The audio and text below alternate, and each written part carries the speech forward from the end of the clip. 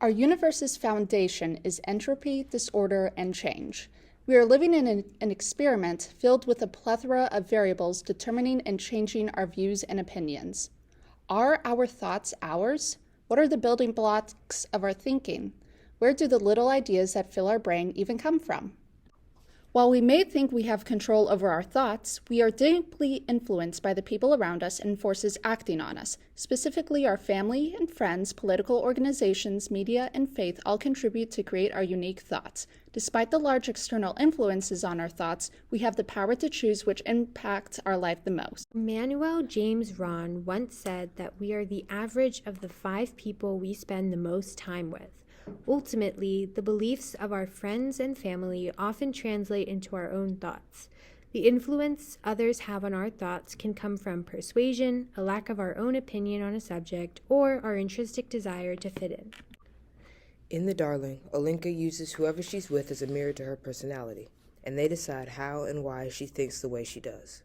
This is seen in every relationship she's in, as it becomes clear that her origin of thought is centered around who she's currently in love with, and without that person, she doesn't know how to think or what to believe in. Here's a clip from All by Myself by Eric Carmen.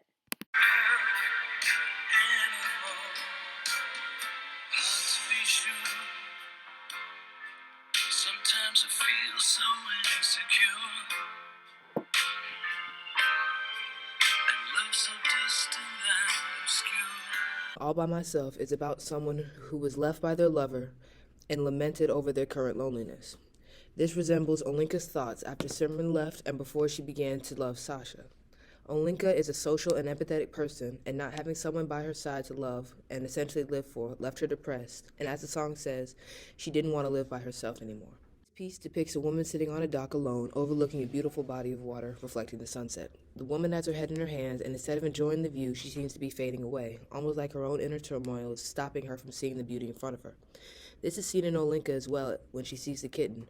Her sadness over losing Simran keeps her from seeing the world in the bright and cheerful way she used to, so in a sense, she is also fading away. In addition to the people that we surround ourselves with, forces that act upon us become deeply embedded in our thoughts. Government propaganda, media consumption, and faith all become pieces in the puzzle that is human thought. Our thoughts are a coalescence of what the government, media, and our religions want us to believe. Governments often use propaganda to manipulate us to see things in a positive light. During the Cold War, posters like this were distributed to persuade people that America was valiantly fighting to hinder the spread of communism. Propaganda supplies people with a filtered reality that supports a particular narrative. Our thoughts reflect what the government wants us to see. In The Machine Stops by E.M. Forrester, the government distributes propaganda to increase support for the omnipotent machine. The government instilled ideas that people were dependent on technology, and as a result, people began to worship the machine.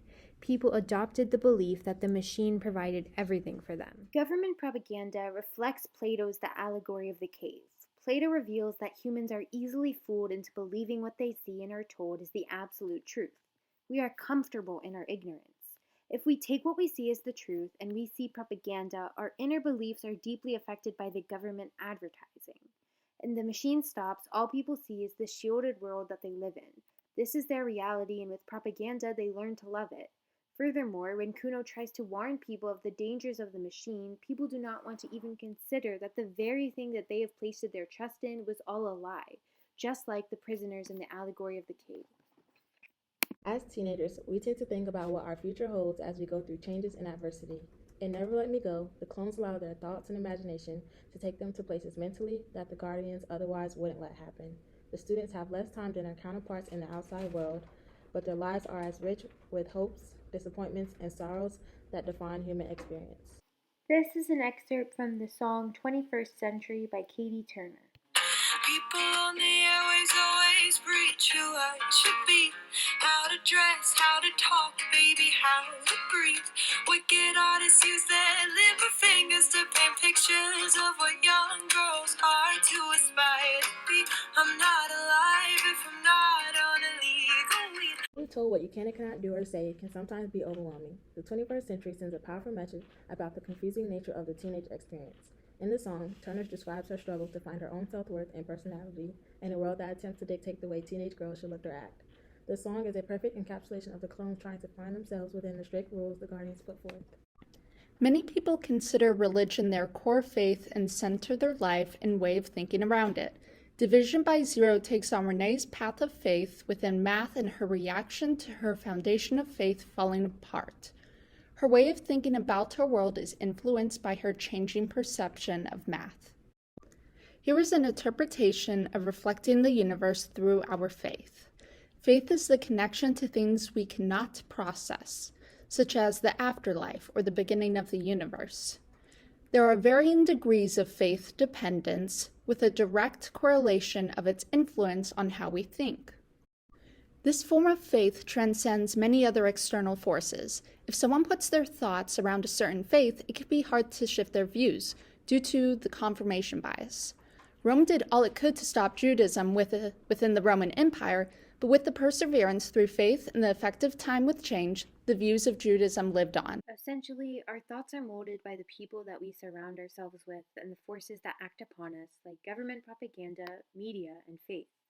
While there are factors that influence our thoughts, we are not totally powerless. We do have agency to determine which influences we prioritize. We can choose if we give more importance to the opinions of the government or people around us. And we also have the ability to determine how much power we give to our thoughts. Are our thoughts just ideas that float around in our heads, or forces that influence our every action? The choice is ultimately up to us.